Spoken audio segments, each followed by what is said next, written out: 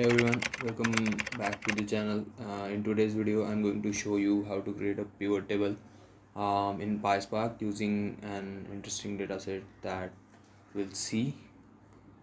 This will help you understand how to reshape your data for better analysis. So let's dive in. First, let's set the stage. Imagine you have a dataset. Let's start with creating a data frame. So basically pivot is used to convert long data frames into the wider one.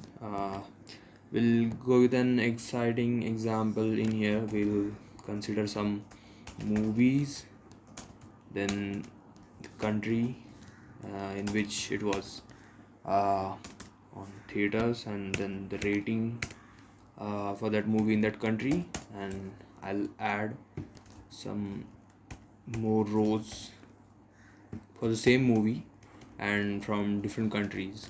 Okay, so let's say it's Canada this time, and here movie got 9.2. Okay, in another country, let's say India. So you know what I mean, right? We have we have some movies which was released across multiple countries, and then the rating for that particular movies in that particular countries. Okay, so I'll quickly add some more data for some more movies across kind of same countries, and let's see. So as you can see, I have added some more data in here. I have added two more countries, as Germany and France, and a new movie Avatar for same five countries, and we have ratings for them into that particular country. I'll add another movie which was released in all of the five countries. Rows that are there for different countries.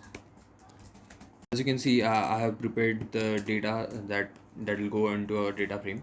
Let me quickly create column names.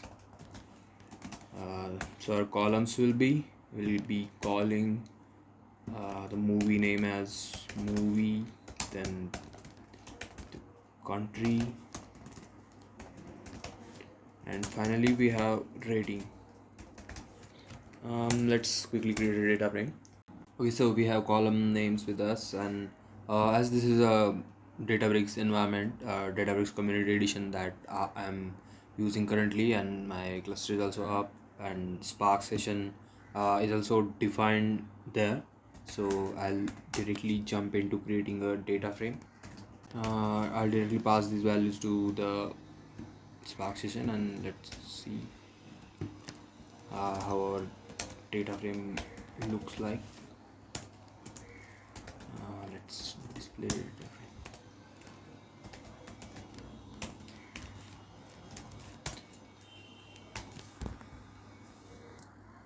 Okay, so the data frame has been created, and you can see the data in it. So we have different movie titles. Three of the movies are there, and then we have countries where those movies was released, and the rating for that particular movie in that particular country. So essentially what pivot table does is, the original data frame is the longer one, right? So after applying the pivot transform, we'll get a wider version of same data frame. The data will make same meaning as it is doing right now into this original data frame. So let's start creating a pivot table.